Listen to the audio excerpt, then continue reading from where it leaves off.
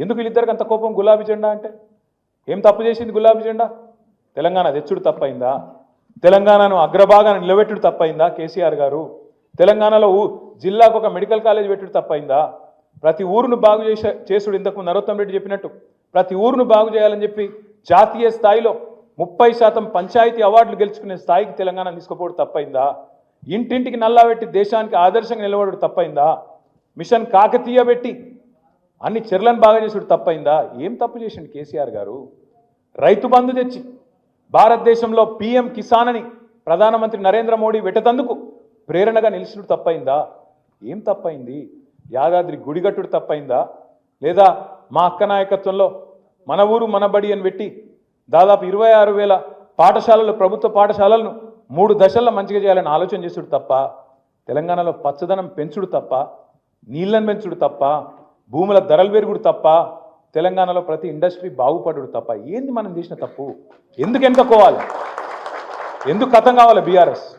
అందుకే మీతో రిక్వెస్ట్ చేసేది, ప్రార్థించేది, ఈ పార్టీ ఇంకో 25 ఏళ్ళు ఇంకో 50 ఏళ్ళు గట్టిగా ఉండు అనేది, మంచిగా ఉండు అనేది. అధికారం ఎవరికి శాశ్వతం కాదు.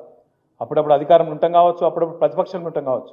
ఎట్లున్నా ఈ గులాబీ జెండానే తెలంగాణకు శ్రీరామ రక్ష. ఇది మనం మర్చిపోవద్దు. ఈ గులాబీ జెండానే తెలంగాణకు గుండె ధైర్యం. ఇది ఉన్నంతకాలం తెలంగాణ గలం విప్పుతూనే ఉంటుంది. గలం విప్పుతూనే ఉంటుందని నేను ఉత్తగానే అంటలేను. మూసీ అని చెప్పి మూసీలో మీ రాజేంద్ర నగర్ నియోజకవర్గంలోని హైదర్ షా కోట్లో పక్కనే బౌద్ధపురాలో కిషన్ బాగ్లో ఇష్టం వచ్చినట్టు అరాచకం చేస్తుంటే అడ్డుకున్నది ఈ గులాబీ జెండానే, మర్చిపోవద్దు. హైడ్రా పేరు మీద పేద ప్రజల గుండెలు ఆగిపోతుంటే, ఆ దౌర్జన్యాలు ఇష్టం వచ్చినట్టు కొనసాగుతుంటే అటు కోర్టుకు పోయింది, ఇటు నిలదీసింది, ప్రభుత్వాన్ని కడిగేసింది అసెంబ్లీలో. ఇదే గులాబీ జెండా, మర్చిపోవద్దు. లగచర్లలో కొడంగల్లో అక్కడ ఉండే గిరిజన రైతులు వాళ్ళని 40 రోజులు జైల్లో పెట్టి బేడీలేసి గుంజుకొని వాళ్ళ భూములు గుంజుకునే ప్రయత్నం చేస్తే, అక్కడ ఆడవాళ్ళ మీద అసభ్యంగా ప్రవర్తిస్తే అడ్డుకొని ఢిల్లీ దాకా పోయి కొట్లాడింది ఈ గులాబీ జెండానే, మనం మర్చిపోవద్దు. నిన్నగాక మొన్న సెంట్రల్ యూనివర్సిటీ విద్యార్థులు కంచెగచ్చిబౌలిలో కొట్లాడుతుంటే వాళ్ళకు అండగా నిలబడ్డది ఎవరు?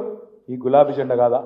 అందుకే నేను అనేది, ప్రజలకు ఏ కష్టం వచ్చినా ఆనాడు ఉద్యమంలో, తర్వాత అధికారంలో, ఈరోజు ప్రతిపక్షంలో నిలబడ్డది, నిల్చునేది ఈ గులాబీ జెండా. అందుకే ఖచ్చితంగా ఈ గులాబీ జెండానే తెలంగాణ గుండె ధైర్యం అనే మాట మళ్ళొక్కసారి మీకు గుర్తు చేస్తూ